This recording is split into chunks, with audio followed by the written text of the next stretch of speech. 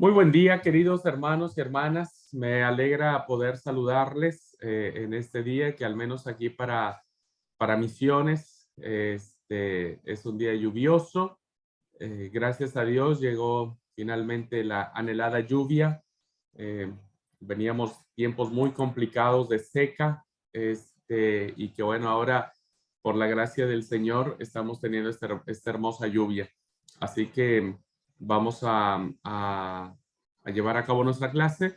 Le comentaba a los hermanos que son presenciales y quien estará después viendo la clase grabada, si en algún momento la clase se interrumpe, es porque, bueno, aquí hay una serie de microcortes de energía que hace que a mí me saque de la señal de internet y luego se restablezca. Así es que, bueno, para mis hermanos que van a ver la grabación, seguramente sentirán que hay algo cortado allí, pero es por esta situación. Y bueno, para mis hermanos que están de manera presencial, les ruego un poquitito su paciencia para que me hagan el aguante y bueno, vuelva otra vez la señal.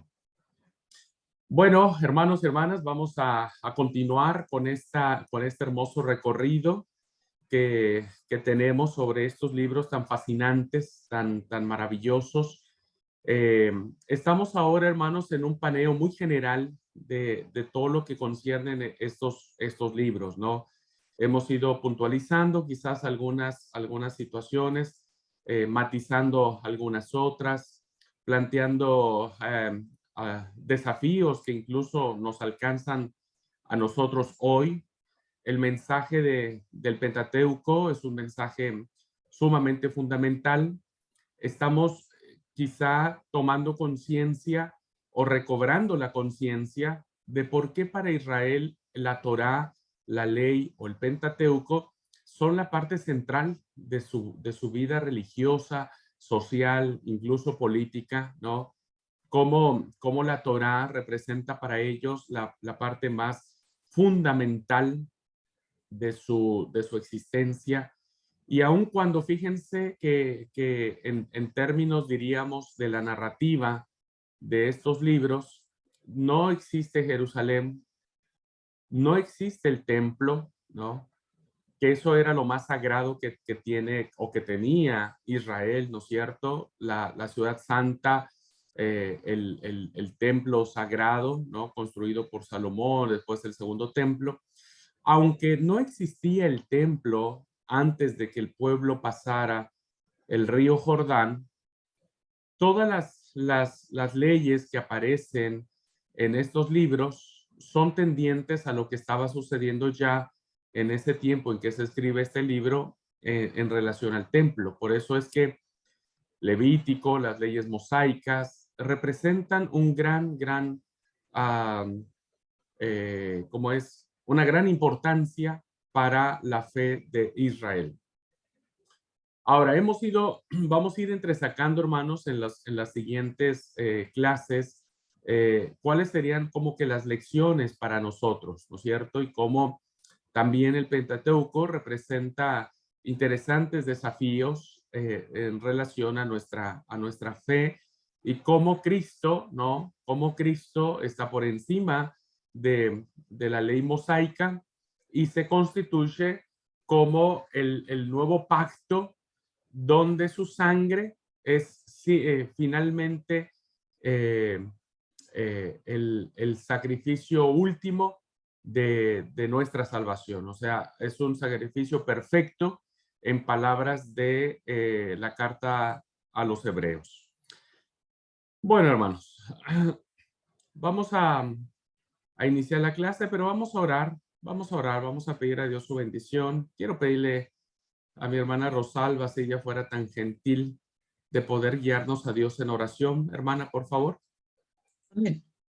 Oremos, bondadoso y eterno Padre, en esta mañana te damos gracias por que nos has permitido nuevamente la oportunidad de hacer presencia en estas instrucciones de tu palabra. Y desde ya ponemos estas enseñanzas en ti, Señor, para que seas cada día dándonos esa sabiduría para poder volver a comprender, Señor, cosas que tal vez con tanto tiempo las hemos escuchado, pero que no las hemos sabido pues experimentar como debe ser. Danos esa sabiduría, Señor, en estas enseñanzas. Y gracias por esta linda oportunidad que nos estás dando. Bendice, como siempre lo sabes hacer, en gran manera a nuestro hermano Abraham, que con mucho amor nos enseña, Señor, con mucha idoneidad. Gracias por los que podemos estar presentes y por los que van a escuchar esta grabación, para que cada uno de nosotros sea esto para bendición de nuestras vidas cristianas. Todo lo agradecemos, Padre, en el nombre de nuestro Señor Jesucristo. Amén.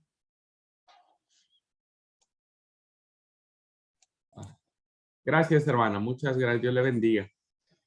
Muy bien. Quedamos en la última clase, hermanos, haciendo unas reflexiones interesantes de las leyes de santidad que aparecen en el libro de Levítico. Y diremos solamente para reforzar ese concepto que la intención fundamental del libro de Levítico, ¿no es cierto?, tiene que ver con la santidad de Dios. Santidad que en términos de un pueblo que durante 4 siglos estuvo influenciado por las divinidades egipcias, santidad para un pueblo que ahora iba a poseer una tierra donde iba a estar rodeado de diferentes pueblos con diferentes culturas y principalmente con diferentes divinidades. El libro de Levítico va a representar entonces para el pueblo un sello distintivo que hará que ese Dios, que según el Génesis es creador de los cielos y de la tierra, también es un Dios santo. Y ese Dios santo, ¿no?, va a demandar de su pueblo ahora, en esta nueva etapa de su existencia, cruzando el río Jordán, va a tener que experimentar la santidad de Dios y va a tener que proclamar la santidad de Dios y va a tener que hacer actos o llevar a cabo actos que demanden la santidad de Dios. Esta santidad, hermanos, que tiene que ver con todo aquello que significa apartado y consagrado, representarán los grandes pilares de la expresión de que ahora son, en el caso de Israel, propiedad de Dios. Si Dios, hermanos, en la alianza del Sinaí ha hecho este pacto de propiedad, ahora quienes pasan a ser de manera libre y voluntaria eh, propiedad de Dios, deben regirse, deben andar, deben hacer conforme las reglas o las ordenanzas de Dios. No olvide, hermanos, que las leyes que aparecen en el Levítico, aunque de primera lectura suenan ser leyes crueles e inhumanas, porque en última instancia terminan haciendo acepción de personas por defecto, por alguna malformación, por alguna situación muy propia del cuerpo humano, físicamente hablando, aun cuando al parecer estas leyes tienden a apartar, a separar a la gente, ¿no es cierto? Debemos siempre recordar que en este momento del texto sagrado, Dios nunca hizo una ley para hacer personas de segunda categoría. Eh, esta interpretación evidentemente fue desarrollándose a través de los siglos en la experiencia de Israel, ¿no? Y ellos, los grandes rabinos, empezaron a interpretar estas cosas y fíjense que pasa algo interesante en esto, hermanos. Entre más uno quiere honrar a Dios en su santidad, más uno lo deshonra pasando por encima de la dignidad de las personas. Y esto fue lo que le sucedió a Israel. Entonces, las leyes de Levítico, aunque parecen, insisto, de primera lectura, una serie de leyes que tienden a excluir a las personas, todo lo contrario. Son leyes, hermanos, que el pueblo recibió con gusto, entendió lo que significaba vivir la santidad de Dios, ¿no es cierto? Que fueron leyes que se aplicaron en contextos muy propios de ellos, muy propios de su cultura. Lavarse las manos 7 veces no representaba para ellos ningún impedimento porque era parte de su propia cosmovisión. Y que estas leyes, hermanos, las entendieron como un signo de honrar a Dios en esta santidad que Él tiene.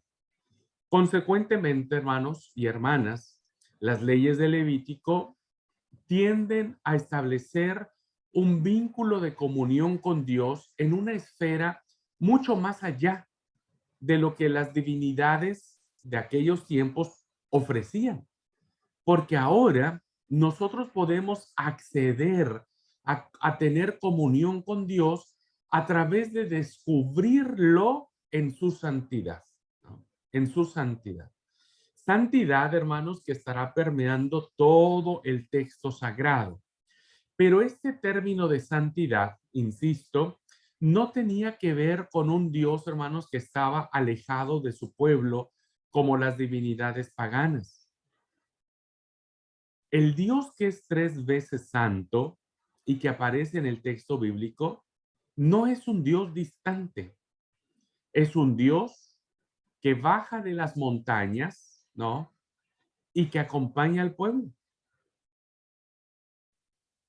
Y entonces, no es un Dios que ponga, hermanos, barreras, aun cuando en el templo habrá lugares especiales donde se revelará la gloria de Dios, sino más bien, hermanos, tratan esas narrativas de resaltar la importancia que el pueblo debía de tener en relación de seguir descubriendo a ese Dios santo y seguir honrándolo.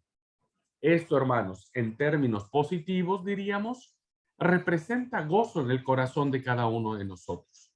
Porque aunque si bien hoy, en la nueva dispensación del nuevo pacto que es en Cristo Jesús, muchas de estas leyes rituales y sacrificiales nosotros ya no las observamos, lo cierto es, hermanos, que hoy las normas, las leyes que nosotros estamos llevando a cabo son para seguir conociendo la santidad de Dios. La santidad de Dios. Y este es un término que aparecerá mucho en el Nuevo Testamento. No debemos confundir. El Nuevo Testamento nos va a presentar una faceta de Dios muy interesante que es su amor, pero no porque no existiera en el Antiguo Testamento, sino porque ahora la ley se va a resumir en eso. Pero este amor que va a representar los mandamientos de Dios en esta nueva alianza, en este nuevo pacto que hemos hecho nosotros ahora como iglesia, ¿no? Tienen que ver con la santidad de Dios. Porque la santidad de Dios, hermanos, trasciende los tiempos, traspasa los tiempos. Entonces el libro de Levítico va a representar siempre una importancia. Acerquémonos al libro de Levítico, asombrémonos cómo en todas las áreas de la vida se trata de presentar a Dios en esta ah, en esta esencia, en esta naturaleza de Dios que es la santidad de Él. Y honremos esa santidad ahora en el nuevo pacto. Honremos esa santidad. Y hagamos las cosas con ese sentido, ¿no? De ahora ser apartados del mal y consagrados a Dios. Entonces, muy interesante, hermanos. ¿Por qué he querido repetir esto? Porque, insisto, tal vez para muchos de nosotros el libro de Levítico no tenga importancia o no tenga mucha tela de dónde cortar, diríamos. Sin embargo, hermanos, tiene muchísima porque es un libro que nos hace reflexionar de manera profunda, real, sistemática sobre la santidad de Dios. Y creo que esa santidad hoy el pueblo de Dios, la iglesia de Dios, no debemos evadir. ¿Ok? Ahora, dicho esto, hermanos, dicho esto, vamos a tener unas ideas de lo que representa el libro de Números. Como les había dicho, Números, hermanos, en la frase de este escritor, Mayer Perman, dice, en Éxodo vimos a Israel redimido. En Levítico vemos a Israel adorando a un Dios santo. Y ahora vamos a ver en el libro de Números a un Israel sirviendo. No me voy a entrar a detener, hermanos, a decir qué historias, qué narraciones aparecen en el libro de Números, porque eso ustedes las leyeron en la lectura que les compartí. Me parece interesante cómo Konings hace la distribución, ¿no es cierto? Y nos menciona cuáles son las historias, los sucesos que aparecen en el libro de Números. Dele una leída nuevamente y usted verá cómo aparecen estas historias. El título viene, hermanos, este libro que para nosotros aparece en nuestras Biblias como Números, viene de la tradición de la Biblia griega, de la Septuaginta.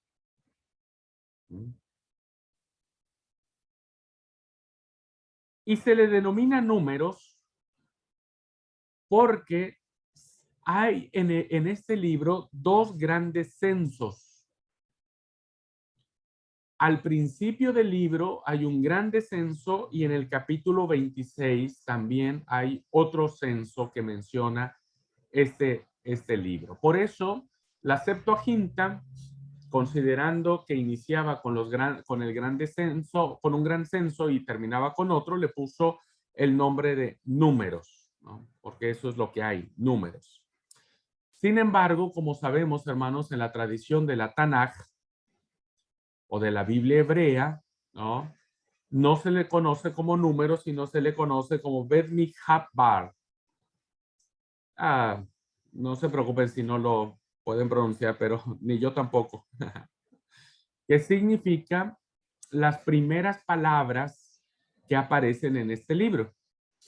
Y la primera palabra que aparece es en el desierto. En el desierto. Por eso entonces Israel no lo llamará números, sino le llamará Bet Midbar. Bet Midbar.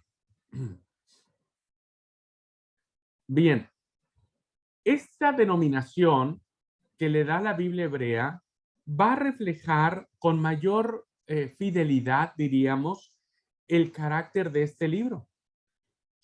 Porque más allá de que si bien es cierto, hay dos censos en el libro de Números, también es cierto, hermanos, que lo que va a suceder en ese libro son las narraciones que Israel experimentará en su peregrinaje por el desierto. Entonces, el libro va a reflejar la peregrinación de Israel desde el Sinaí, que es ahí donde nos deja Éxodo, va a reflejar las peregrinaciones de Israel desde el Sinaí hasta la llegada a la ribera izquierda del río Jordán. Ahí nos va a soltar la mano el libro de Números. Es decir, nos va a llevar desde el Sinaí hasta las riberas de la orilla izquierda del río Jordán. Básicamente, hermanos, nos vamos a quedar cerca de las llanuras de Moab.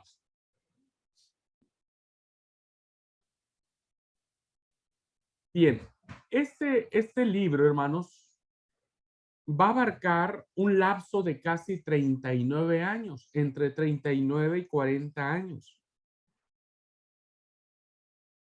Y va a algo interesante, hermanos, del libro de Números es que va a formar como un eslabón, como un puente histórico entre la historia del Éxodo y la figura de Josué.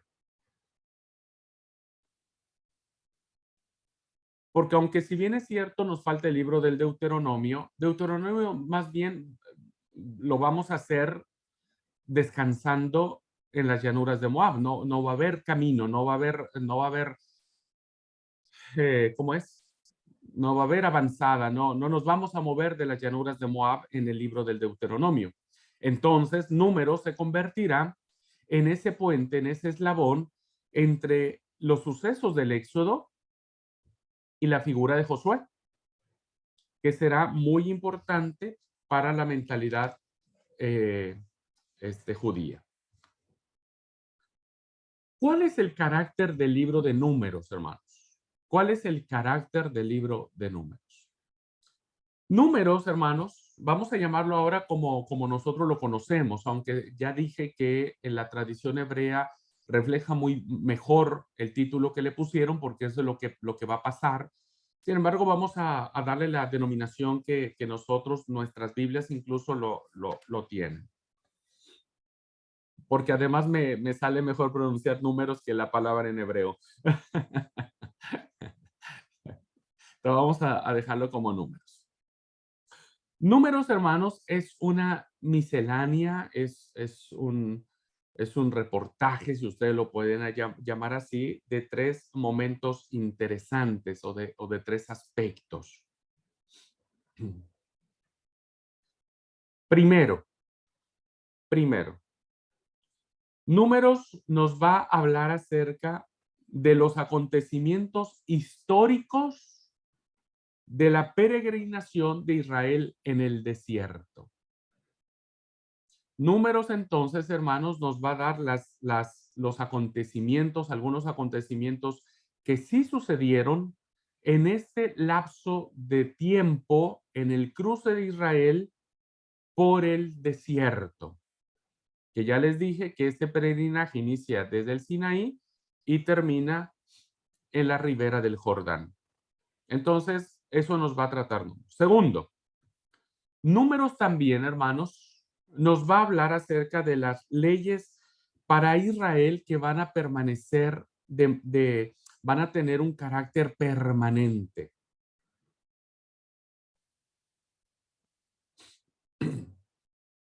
Va a hablar algunas leyes, también tendrá un cuerpo legislativo el libro de Números. Y lo tercero que vamos a ver nosotros, hermanos, en el libro de Números, que va a ser muy interesante, son las reglas transitorias, normas transitorias, que los hebreos o el pueblo de Israel tendría que observar cuando llegase a Canaán. Son reglas transitorias que vamos a ver de cómo Israel tendría que comportarse, tendría que hacer cuando ellos entraran a Canaán.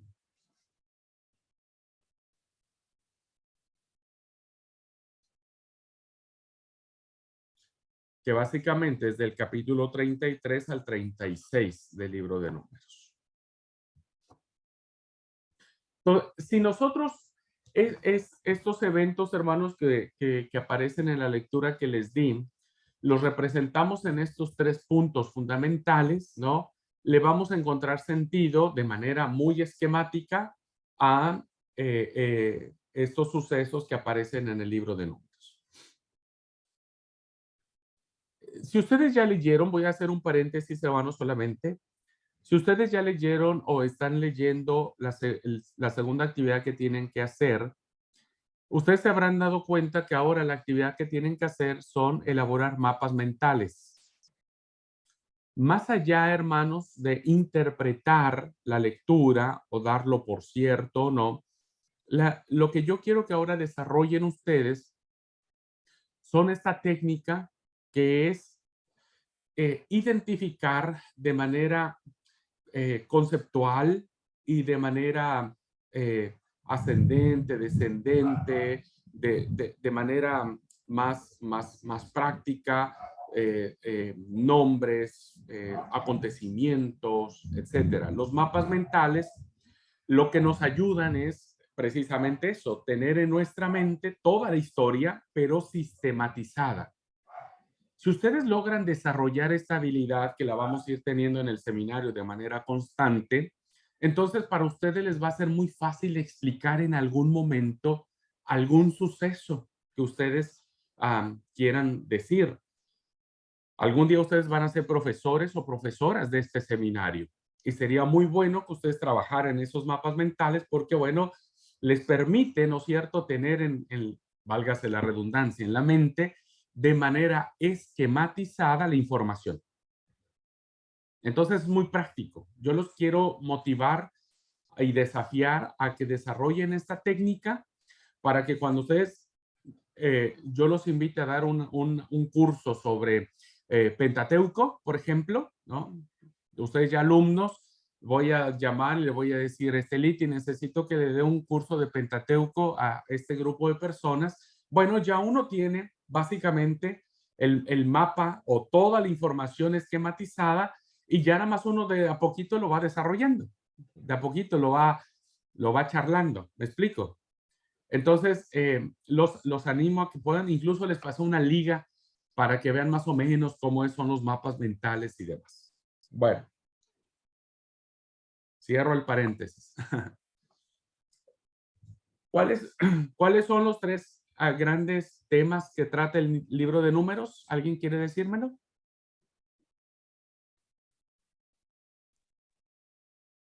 Dice que habla de los acontecimientos históricos de la peregrinación de Israel por el desierto.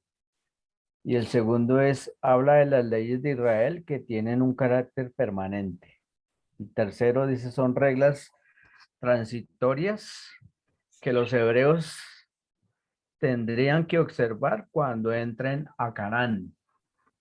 Esas son las tres Muy leyes bien. aspectos, hermano. Claro, los grandes temas, los tres grandes temas que va a rodear el libro de Números. Muy bien.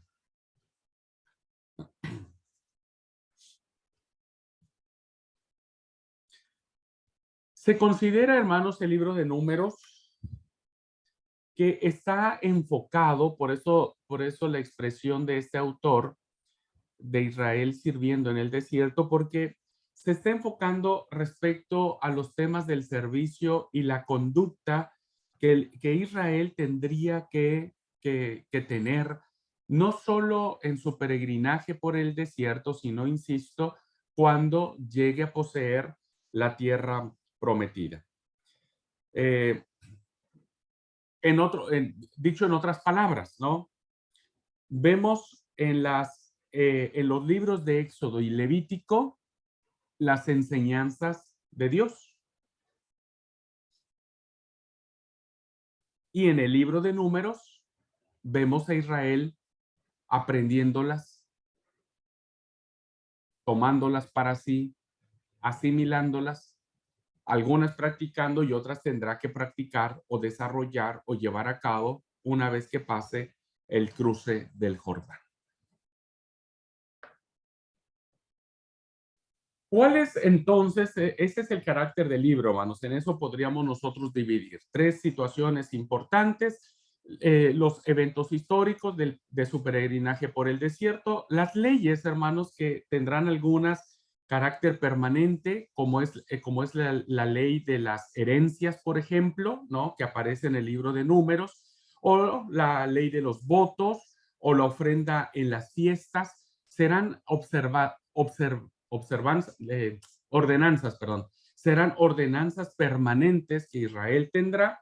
Y después, hermanos, lo tercero sería algunas recomendaciones que Dios le da a Israel de cómo debe comportarse una vez que haya entrado a la tierra prometida. Ese es el carácter del libro, en eso consiste el libro. Ahora, en eso se divide el libro, perdón, en estas tres grandes secciones. Ahora, ¿cuál es el asunto realmente del libro de Números? ¿Cuál es el corazón teológico del libro de Números? Números, hermanos, es uno de los libros más humanos y más tristes de la Biblia. Quien ha tenido la oportunidad de leer Números, hermanos, se dará cuenta que hay un montón de situaciones, algunas incomprensibles, otras que uno en los zapatos de Moisés ya hubiera, no sé qué hecho, ¿no es cierto?, con este pueblo. Este, es un libro que trata sobre las malas decisiones, un libro que trata sobre el pecado, un libro que trata sobre las situaciones más temerosas, ¿no? Porque vienen con noticias desalentadoras, no entremos, hay como gigantes, nos van a destruir, ¿no? Hay emociones encontradas, hay emociones muy humanas como el miedo, ¿no? Como la murmuración, como la envidia, ¿no? Como en el caso de los hermanos de Moisés. Vemos enfermedad, como en el caso de la serpiente de bronce.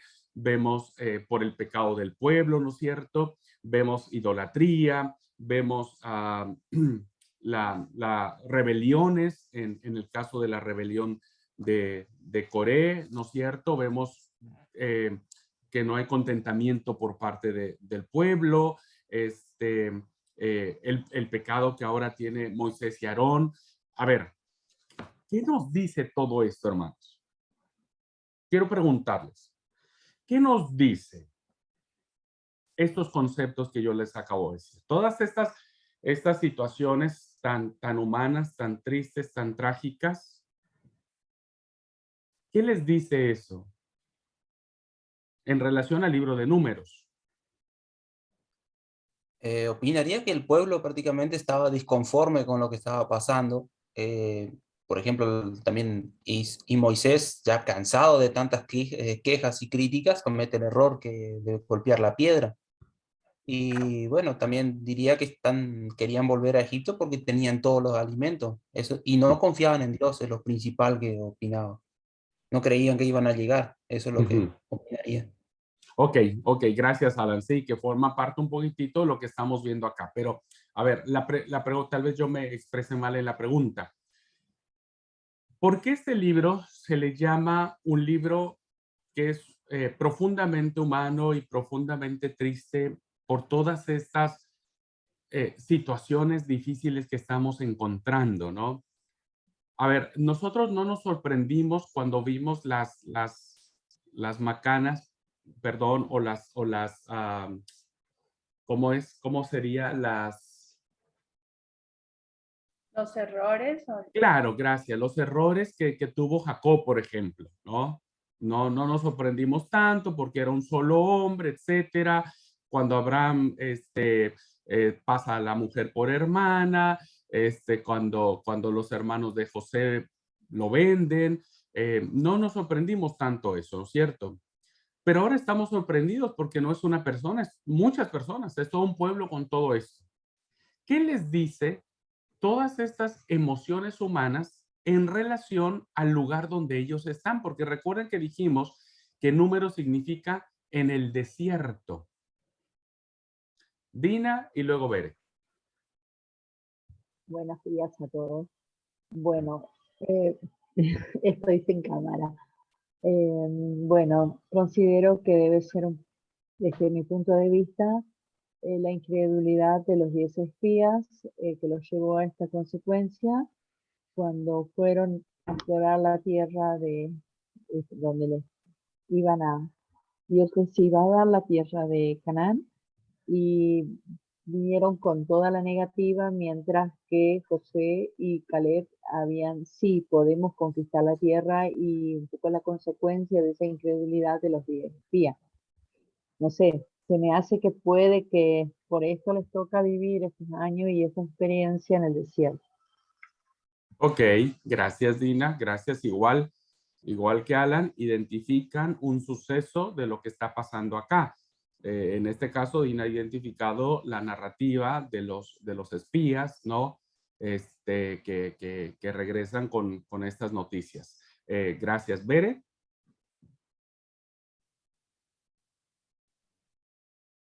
Bueno, si yo entendí tu pregunta, deseas el por qué. Me parece que, si bien lo has repetido ya varias veces, las reacciones que podemos ver del pueblo en cada uno de los eventos que se narran, para mí reflejan como esa impaciencia del ser humano que tenemos ante las adversidades, ¿no? El hecho de vagar ellos en el desierto no era una experiencia fácil y sencilla. Creo que para ninguno lo sería, ¿no? Y a lo mejor ahora nosotros no caminamos en un desierto literalmente, pero sí vagamos en nuestros propios desiertos, en nuestras propias experiencias, muchas veces por malas decisiones, y somos impacientes. Para mí refleja la impaciencia que el pueblo tenía, la falta quizá de esperanza y de que recibirían esa ocasión las promesas que Dios ya les había hecho. Ellos querían que todo quizá fuera salir de Egipto y al otro día estar en la tierra prometida. Sin embargo, Dios tenía algo mejor para ellos, era irlos puliendo, irlos trabajando, irlos fortaleciendo, irlos haciendo madurar en lo que era su fe para con Dios, ese Dios poderoso que ya les había demostrado de muchas maneras quién era Él y que ellos no eran capaces de darse cuenta y de reconocerlo. Entonces, para mí es como ese proceso de ir cultivando la paciencia, de poder esperar en que la palabra de Dios se iba a cumplir, pero ellos fueron ansiosos. Para mí que es eso, ¿no? Y creo que es algo que en lo particular yo batallo mucho y creo que mucho el ser humano batalla en eso, ¿no? En la impaciencia, en querer que Dios resuelva las cosas o nos resuelva las cosas ya. Y creo que eso refleja mucho de la parte del pueblo de Israel en este proceso. Para mí, no sé, por ahí estoy aquí. Gracias, gracias, Bere. Sí, sí, yo concuerdo con lo que vos decís y quiero decir algo más. Miren, ¿por qué es importante entender este libro a la luz de lo que sucede en todo el texto sagrado? En todo el texto sagrado. Este libro de Números, que se va a desarrollar en el desierto, tendrá una profundidad y una importancia teológica en la vida del pueblo. Porque el pueblo va a interpretar a la luz del libro de Números, ¿no?, que el desierto se convierte en un espacio o en una especie de purificación, en una especie donde el desierto representa la lucha, ¿no? Que alguien tiene, esa tensión que alguien tiene de, de, de, eh, de enfrentarse consigo mismo. El desierto representará para la mentalidad israelita, e incluso lo será para la comunidad del Nuevo Testamento, un espacio o un momento de aflicción, de purificación. El desierto representará entonces, hermanos, ese tiempo de prueba, como decía Bere, ¿no?, acerca de la paciencia, pero más de la paciencia es mucho más que eso, es la especie en donde Dios va a levantar incluso una nueva generación en medio del desierto, porque la anterior va a acabar muriendo en el desierto. Entonces el desierto va a representar una nueva oportunidad, pero es allí donde las pasiones del alma van a encontrar su peor lucha, diríamos, ¿no? Por eso es que la tradición cristiana, antes que Jesús iniciara el ministerio, tiene que pasar por el desierto. ¿Por qué Jesús pasa por el desierto? ¿A quién se le podría ocurrir que Jesús tendría que ir a un desierto? ¿Era necesario pasar por el desierto en el caso de Jesús? El desierto, entonces, hermanos, va a ser muy importante porque ese bloque de tiempo, que serán 40 años, tendrá mucha importancia teológica también, ¿no es cierto? Porque el 40 va a representar un número muy importante en la numerología bíblica. 40 días Jesús estuvo en el desierto, ¿no? Y 40 años estuvo Israel en el desierto. 40 días estuvo Moisés en la montaña.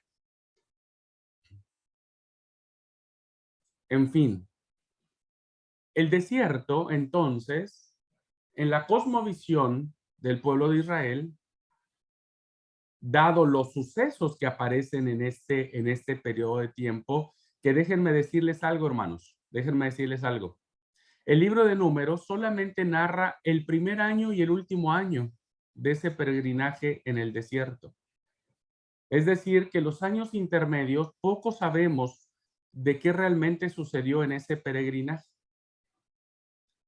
Tal vez, vuelvo a insistir, o no hubo cosas importantes que sucedieran a nivel religioso o teológico, o bien las tradiciones de ese tiempo se perdieron y solo se conservan las primeras y las últimas.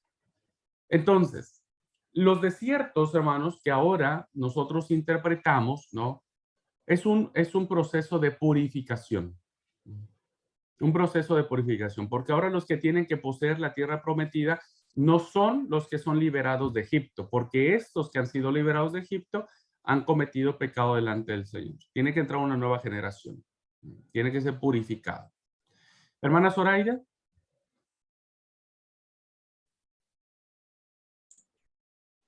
Hermanos, yo entiendo que en ese libro se condensa la vida en el desierto de Israel, como dice mi hermano Abraham, el inicio y el final, que aparentemente pues era lo que se necesitaba, lo que a nosotros debía llegar, para que las personas en su momento, ellos vivieron como el confrontarse a su nueva realidad.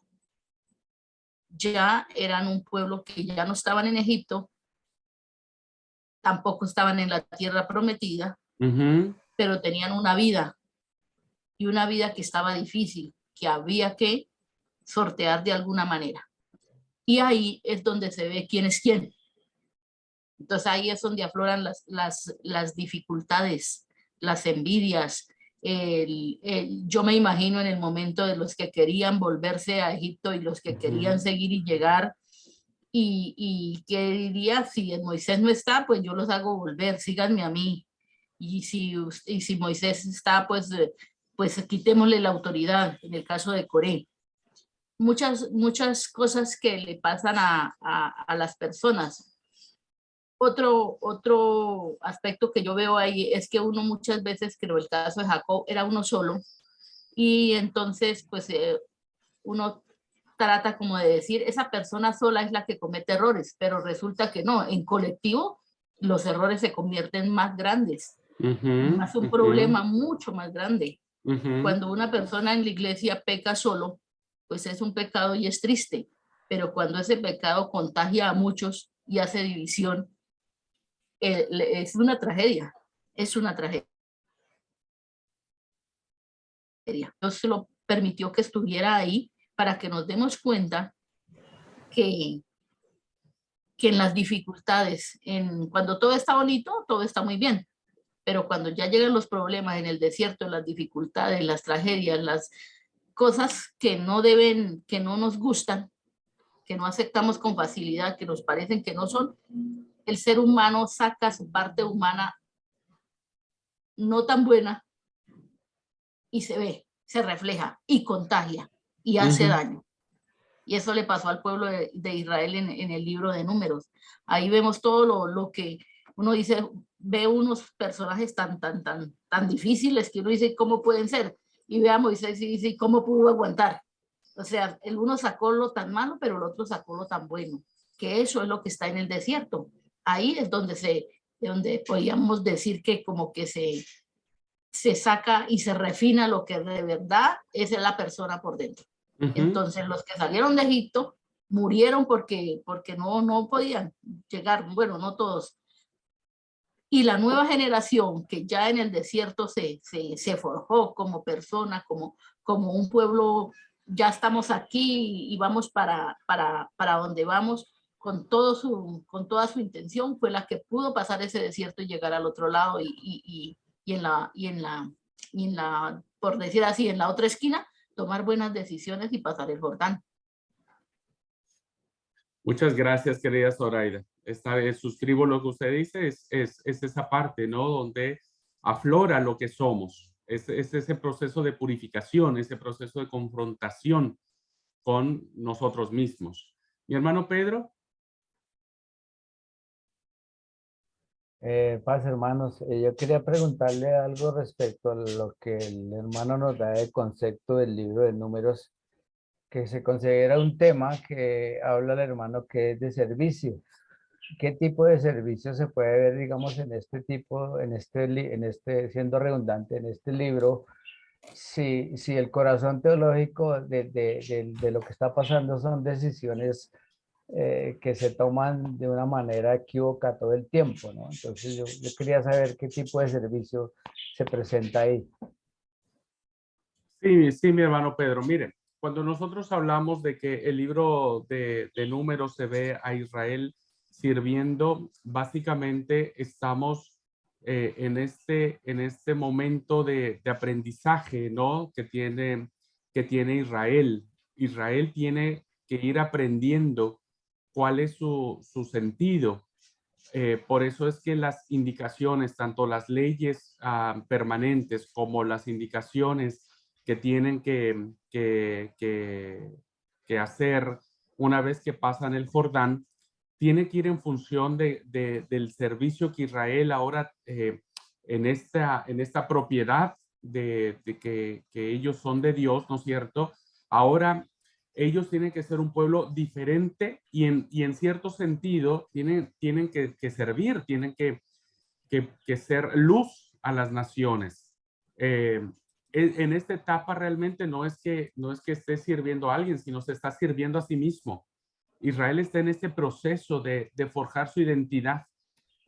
Por eso quien da esta frase, ¿no es cierto?, lo mira de esa manera, porque mira que las situaciones que vive Israel en el desierto lo están preparando para servir, lo están preparando o deberían prepararlo, ¿no?, para ser un pueblo santo, para ser un pueblo que en medio de un mundo de idolatría, Israel pudiera ser diferente. ¿Qué es lo que pasa después? El texto bíblico nos dice que Israel fracasó en eso, en que debería de servir al único y Dios verdadero. Y fracasó porque no sirvió, no funcionó. Esas lecciones que Dios le dio en el desierto no funcionaron. Y terminó Israel pecando delante de Dios, ¿no es cierto? Y volviéndose a la idolatría. Va en ese sentido, querido hermano, el término servir. Gracias, hermano. Dios le bendiga. De nada, hermano Pedro. Bere, ¿tenías la mano levantada?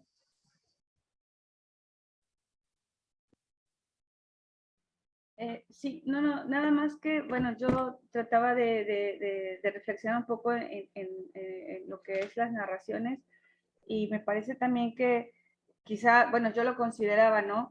El hecho de que en las lecturas podemos ver también a un Dios, a un pueblo que no sabe esperar en Dios y que siempre trata de reaccionar ante su humanidad como cree que es mejor. Y volviendo a esto que yo decía antes, creo que sí es bien clásico en nosotros, ¿no? Querer ayudarle siempre a Dios resolviendo nuestros problemas y no esperando ni confiando en su voluntad. Y realmente mi hermana Zoraida, esa reflexión que usted hizo es muy cierta, sí. Creo que en esos peores momentos es cuando uno realmente saca lo que realmente hay en el corazón.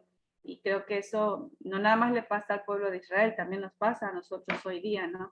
Cuando estamos en esos desiertos, en nuestros propios desiertos, es cuando se ve realmente lo que hay en nuestro interior, si es bueno o es malo. Así que, bueno, igual, de acuerdo con lo que mi hermana Sara comentaba, muy interesante su reflexión. Gracias. Bueno, gracias, Beren. En fin, lo que nosotros estamos entonces mencionando que el libro de Números, hermanos, el asunto que encierra es que Israel fracasó. Israel fracasó en esa enseñanza que Dios quería decirles, ¿no? En esa enseñanza de que serían un pueblo que solo le sirvieran a él y que fueran luz a las naciones, proclamando un Dios de santidad, pero fracasaron. El libro muestra cómo los hebreos, hermanos, en este fracaso, dan por rechazado los ideales que Dios les había propuesto. Las alianzas o los pactos o las promesas que Dios les había hecho hacer, diríamos. Llegaron al lindero de la tierra prometida, ¿no? Este pueblo llegó al lindero de la tierra prometida, dependiente e incapaz incluso de hacer frente a la perspectiva de la lucha. Perdieron la poca fe que habían tenido y quisieron volver a Egipto. Desde allí comenzaron sus peregrinaciones durante estos 38, 39, 40 años. Y es una historia, hermanos, donde nosotros encontramos las consecuencias trágicas de la falta de fe que un pueblo tiene. Quejas, murmuraciones, deslealtades, rebeliones. Es allí donde Israel despierta la conciencia, como dijo mi hermana Zoraida, despierta la conciencia. No está ni en Egipto, donde tenía todo, comida, lugar, ¿no? Las grandes ollas de carne, pero tampoco está en la tierra prometida donde hay leche y hay miel. Está en el desierto. Y en el desierto se da cuenta que tiene que vivir, ¿no? Y entonces, en el desierto es como las grandes pasiones de los seres humanos se desbordan. Uno podría pensar que el desierto, el silencio, te da paz. Todo lo contrario, hermanos. Nosotros lo vimos en la clase de espiritualidad. Los desiertos no te dan paz. Los desiertos te despiertan a una conciencia. Cuando vos estás en silencio totalmente, empiezas a escucharte a ti mismo. Empiezas a escuchar el latido de tu corazón primero. Luego empezás a escuchar tus pensamientos y te das cuenta que algunos no son tan buenos. Empiezas a escuchar cómo tu conciencia te culpa de las decisiones que tomaste en el pasado y te da miedo encontrarte nuevamente en un pasado que te avergüenza, que te lastima, que te hiere. Es en el desierto, hermanos, entonces, donde nosotros nos encontramos con nosotros mismos y produce guerra, ¿no? Produce guerra. Es lo que estamos viendo ahora en la rebelión de Corea y en las demás historias de cómo la guerra está presente, ¿no? Como consecuencia, casi toda la generación, y digo casi toda porque no todos murieron, ¿no? Josué y Caleb fueron dos de los grandes referentes que pervivieron a toda esta experiencia, que habían presenciado las maravillas de Dios en su liberación de Egipto, terminó pereciendo y muriendo en el desierto sin entrar a la tierra prometida.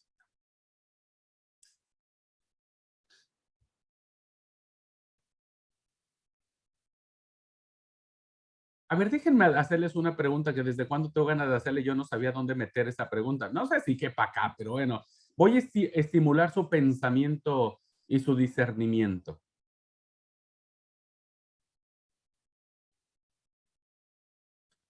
A ver, estoy pensando cómo plantear la pregunta.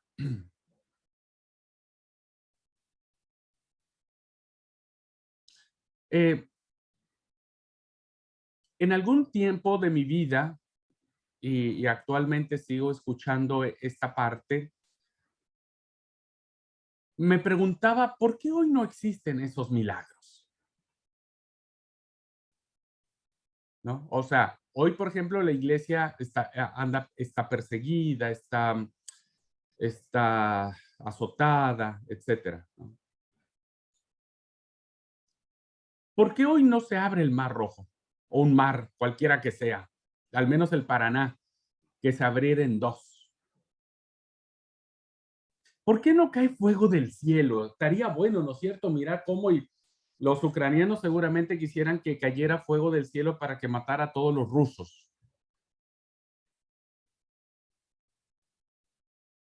¿Por qué, hermanos, hoy no se resucitan muertos como Jesús resucitó a Lázaro o como Elías, Eliseo resucitaron a sendos personajes? Porque a mí me gustaría que cuando papá murió, ¿no es cierto? Y lo estábamos velando, alguien viniera, lo tocara, se pusiera encima de él, soplara o dijera una palabra y él resucitara. Imagínense lo que sería, ¿no? Imagínense el milagro. ¿Cuánta gente no se convertiría por eso?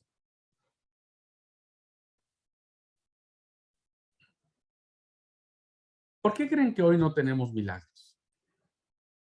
Ahora, a ver, por eso decía que déjenme plantear la pregunta, porque viene en función de la segunda. ¿Por qué creen ustedes que hoy no existen los milagros? O dicho de otra forma,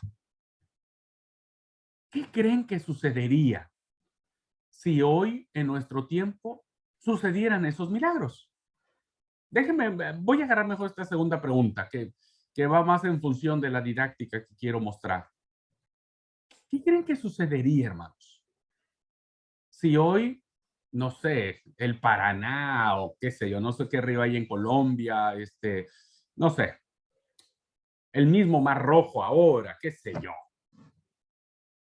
O que supiéramos que Dios sigue resucitando muertos, ¿no? O que cae maná del cielo, por ejemplo, ¿no? O que nos cayeran codornices. Estaría bueno, más los argentinos comeríamos pollo todos los días, que nos cayeran de estas codornices. ¿Qué pasaría, hermanos, si hoy sucedieran esos milagros? Cuéntenme un poquitito. Mana Doris.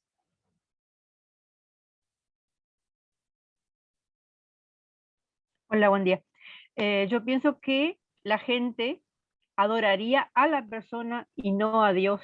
O sea que se volcarían al que hizo el milagro, el que resucitó o al que sanó, adorarían a la persona y no adorarían a Dios. Ese es el peligro que hay hoy en eso. Eso es lo que yo veo. Ok, eso tal vez en el supuesto de que alguien haga el milagro, pero por ejemplo, si nos cayera maná del cielo, que eso nadie hizo el milagro lo hizo Dios, diríamos, ¿no? O que vinieran las codornices, o que cayera fuego del cielo, porque eso finalmente Dios lo hizo.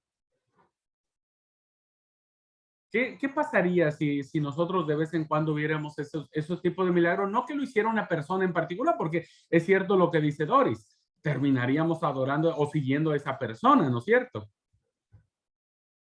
Pero si ese milagro viniera directamente de Dios de manera espontánea o natural, diríamos. Y que hoy viéramos eso que antes Israel vio, ¿no? Las plagas del Egipto, que es Dios, está bien, Moisés fue el que dijo, pero es Dios quien lo hizo. O sea, Dina y luego Alan.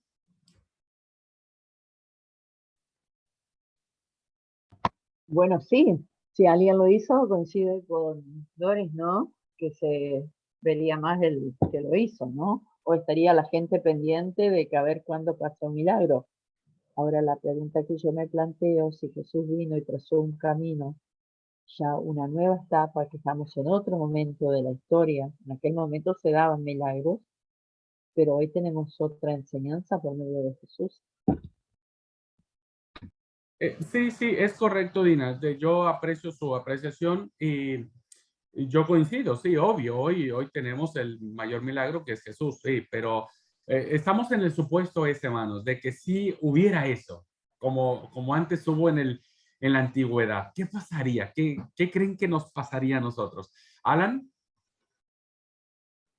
Bueno, yo creería que pasaría lo mismo que pasó con el pueblo de Israel, que se impresionarían del poder de Dios, nos impresionaríamos con ese poder, y si vamos a la manera secular, hoy en día como están los medios de comunicación, iban a hacer un gran alboroto, y la ciencia iba a buscar tratar de toda forma para refutar esa situación, pero nosotros personal nos iba a impresionar, teniendo en cuenta lo que ya sabemos. Gracias. ¿Alguien más, hermana Zoraida? Pues yo iba a decir casi lo que dijo el hermano Alan. Pues debería ser muy grande el momento que sucediera. Debe ser de temor, de arrepentimiento, bueno, muchas cosas. Pero en síntesis, el ser humano es un círculo vicioso. Entonces pienso que pasaría lo mismo que en Israel. En el momento que vieron en el monte Sinaí, dijeron que ellos obedecían y que se sometían y toda la cosa.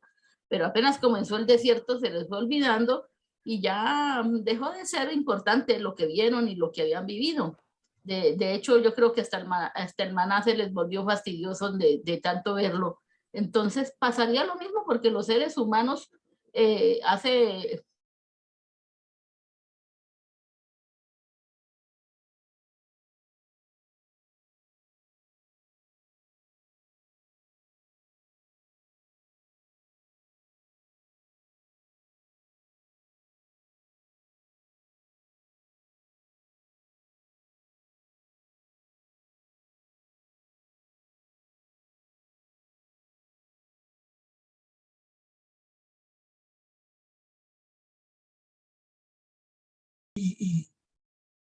Y Dios no le escuchó porque yo decía, si Dios le hubiera escuchado a él, él se hubiera adjudicado el ve, fue porque yo oré por él. Entonces, pues eso es lo que pasa con nosotros los humanos, ¿no? Por eso Dios no, ahorita es diferente a cuando fue en el antiguo pacto, ahora es diferente, hermanos, porque uno siempre quiere tomarse los atributos, decir, porque yo fui la que oré, porque yo fui, entonces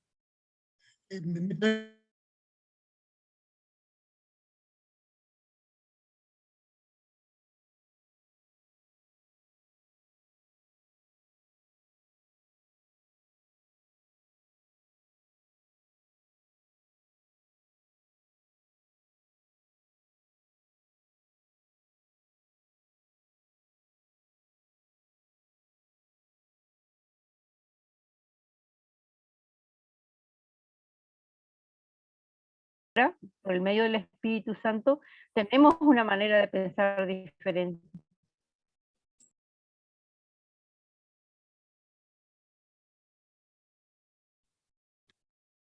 Perdón, hermanos, tengo aquí un problemón con la conexión y lamento no haber escuchado sus opiniones, pero confío en que dijeron cosas buenas, así es que voy a decir que sí, que concuerdo con todos ustedes. Que todo lo que ustedes dijeron era la respuesta correcta.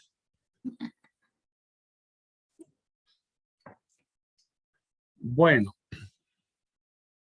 más allá de lo que dijeron, hermano, que insisto, seguramente fueron lindas opiniones, ¿no? Yo pensaría, y bueno, los que escribieron en el chat también,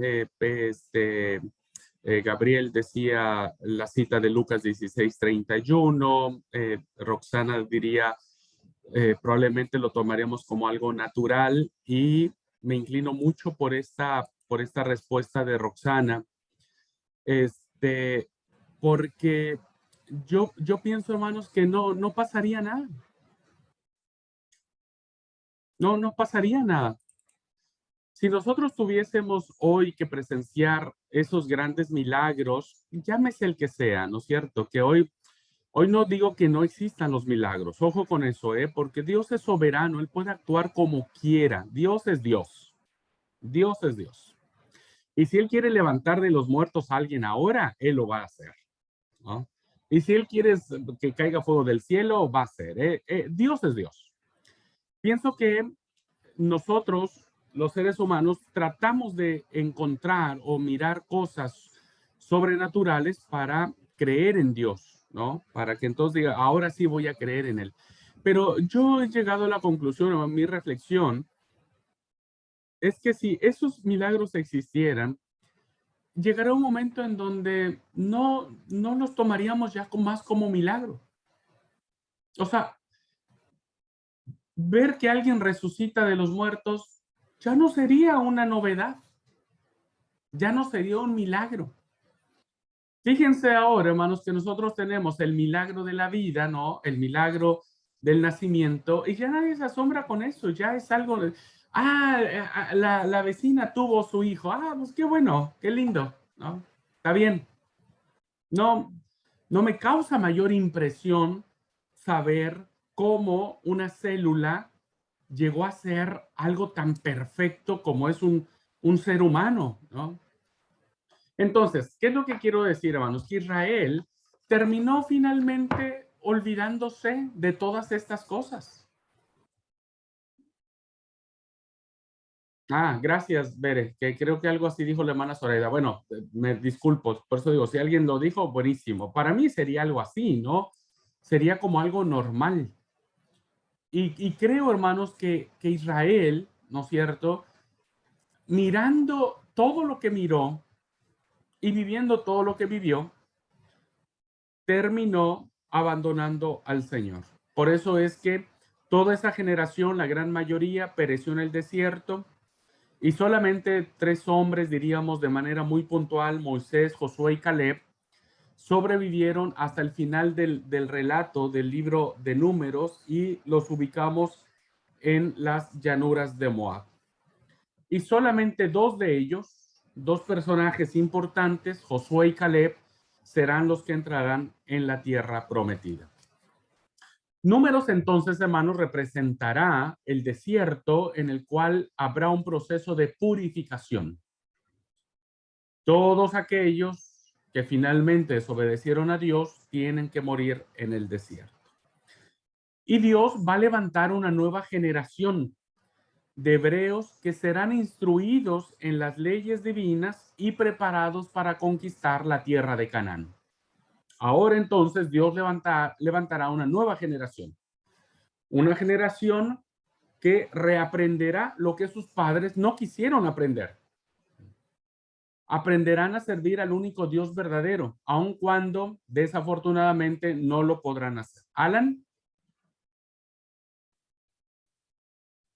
Justamente estábamos hablando con mi papá el otro día de qué será de si esas personas que estuvieron en el pueblo de Israel, la que hicieron bien las cosas, será que si llegaron a la otra, los que murieron, si llegaron a la vida eterna, si su alma fue llevada o lo que sea. Estábamos pensando justamente con eso, porque sé que había personas que hacían bien las cosas y pudieron pasar el pueblo a la tierra prometida. Es una pregunta que haría. Y no tendría una respuesta para ello, querido amigo. No tendría una respuesta porque no tengo una certeza de decir ellos se van a salvar o no. Ahí es un tema que yo en lo particular me declaro ignorante, porque finalmente Dios es el juez, Dios es el Señor y Él sabrá cómo medir, ¿no es cierto? Es como cuando alguien preguntaba, ¿Adán se va a salvar o no se va a salvar? No sé, hermanos, no sé. Yo lo único que digo, dejémoselo al Señor. Un amigo me decía, mira, Abraham, lo único que yo sé es que seguramente en la vida eterna nos vamos a sorprender de los que van a estar. Nos vamos a sorprender.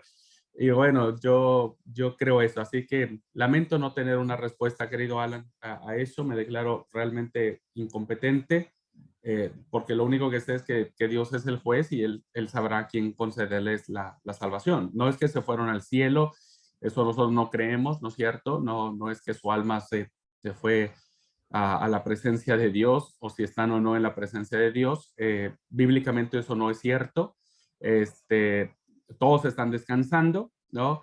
Pero no sé si van a ser resucitados. A ver, todos vamos a resucitar. Capaz que me expresé mal, pero lo que quiero decir es que si los que hicieron bien, si pudieron pasar a la tierra prometida. No, bueno, sí, gracias a bueno, lo que dije, que los únicos que pasaron fueron 2 personas, Josué y Caleb. Son los únicos, diríamos, 2 personajes puntuales.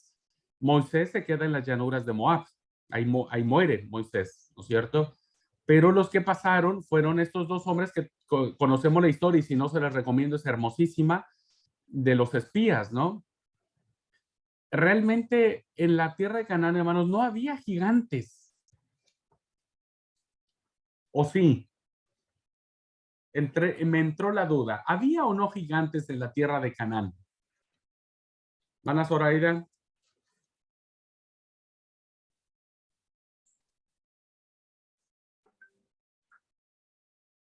Pues como los dibujaron los espías que fueron, pues no lo sabían. En el libro de Josué, de Samuel, vemos que estaban los hijos de Anac, ¿cierto? Que eran gigantes de la descendencia de él, pero como los pintaron los que fueron y dijeron, nosotros al lado de ellos somos como langostas, no lo existían, ellos se lo inventaron para infundirle miedo al pueblo. En realidad no existían.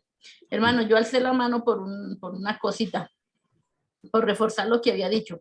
En ese de los que su merced había dicho de los milagros, uno ve y corrobora eso cuando Jesús vino a la tierra. Uno dice que Jesús le restauró a un señor que no tenía una mano, se le salió su mano porque era manco, y uno a simple vista dice, y alguien que ve que una mano se restaura al frente suyo, no cree, no se convierte. Pero si fuera hoy en día pasaría lo mismo. Hoy dirían que fue que las células madres les funcionaron, que fue que, y no creerían, porque el ser humano como que trae impreso esa resistencia a todo lo que no está en su corazón. En cambio, lo que uno quiere hacer por sus convicciones se hace matar. Pero llegar a una cosa nueva, entonces le busca para no aceptar. Eso era lo que yo quería reforzar. Gracias, Zoraida. Sí, finalmente lo veríamos tan normal que ya no tendría ningún valor, ¿no es cierto? Suceden hoy hay muchos milagros a nuestro alrededor y pocas veces lo valoramos, ¿no es cierto? Pocas veces, incluso nosotros, no solo el mundo, nosotros mismos, o sea, gracias. Dina.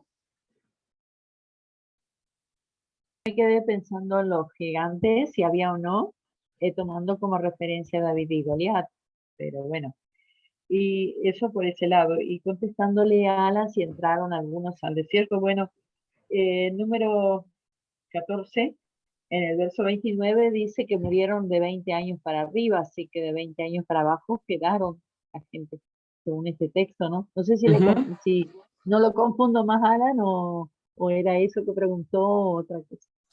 Gracias por la precisión. Sí, yo cuando decía que Dios levantó una nueva generación de personas, ¿no es cierto? Era esta parte, o sea, quienes entraron a la tierra prometida no fueron los que salieron de Egipto, fueron los que nacieron en el desierto.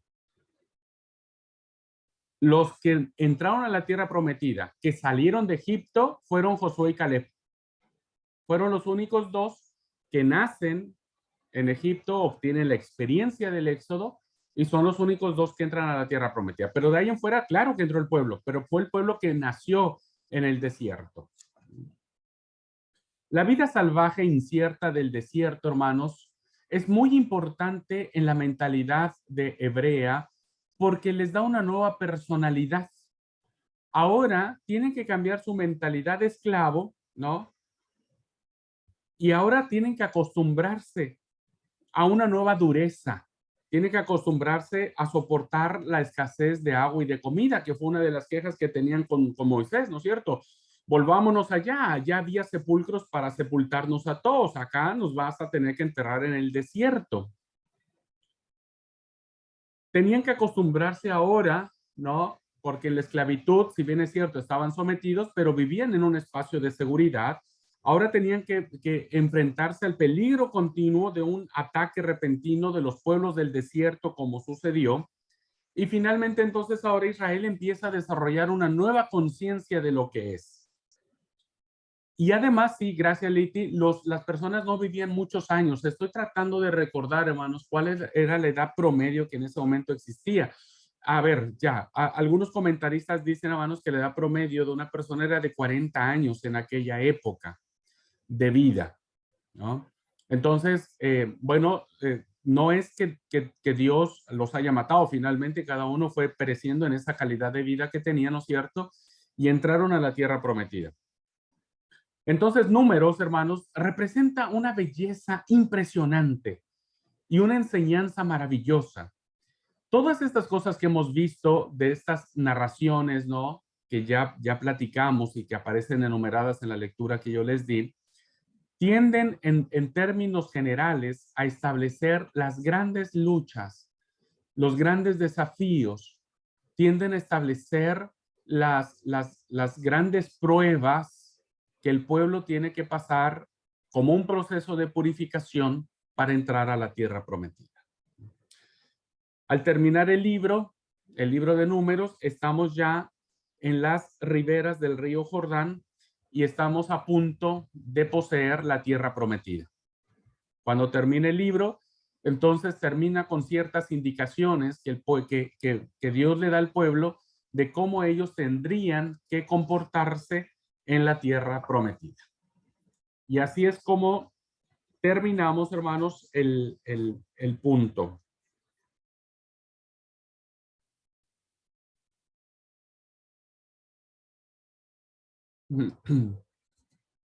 Bien. Bueno, ¿saben qué? Vamos al receso si quieren o termino. Déjenme terminar esta parte de Números para después del receso ya venir con Deuteronomio y cerrar el punto. Voy a compartirles a ustedes, hermanos, 4 enseñanzas que encontramos en el libro de Números y lo voy a resumir de esta manera.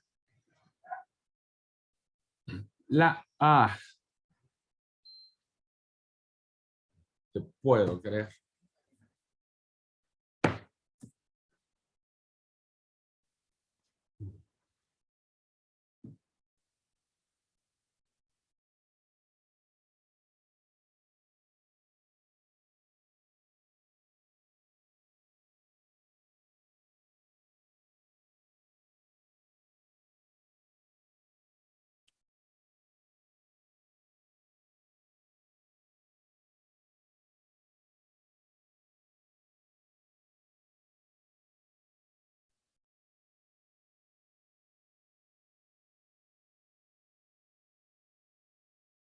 Bueno, creo que ya todos se fueron al receso.